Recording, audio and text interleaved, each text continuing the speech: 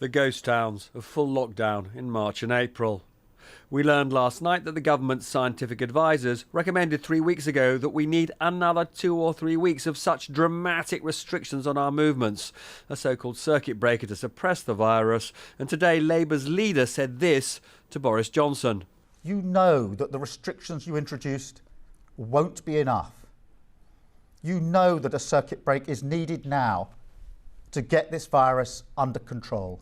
So are you talking about a lockdown more or less identical to the first lockdown? It's very similar to the first lockdown. It's in line with what SAGE was recommending, but we don't want schools closed. It's much more important we keep our schools open. But there is the opportunity, if we act now, to have this circuit break over half term.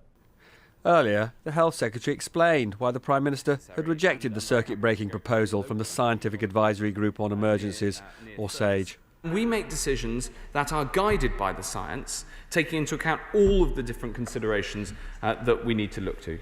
And here they were on the 21st of September, the Prime Minister's two most important epidemic advisers, when they and other SAGE members urged the Prime Minister to impose a circuit breaker 2 or 3 week lockdown, close restaurants, bars and cafes, close personal service businesses like beauty parlours, close gyms and compel all university teaching to go online for the first term of the year.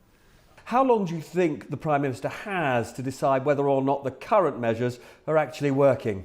I think we've got a couple of weeks of these new measures before we have to take a rain check and decide what we do next.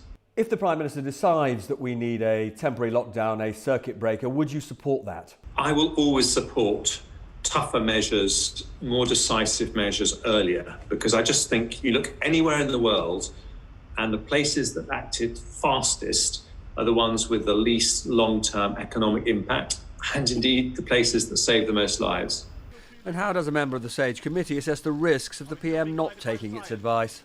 Once you introduce them later, not only does it mean you have 4 weeks lag, where the hospital admission rates and mortality rates will increase and the pressure on the NHS will increase, but it also means that it's harder to get on top of the infection. It's just seeded into more households. And so it takes more restrictions for longer to be able to get it back. Commercial opportunity from crisis here in Manchester, where infections have been rising, but where they want to prevent more restrictions on their lives. Though tomorrow there'll be a meeting of local officials with the Health Secretary, and a local lockdown, not a national one, could be imposed.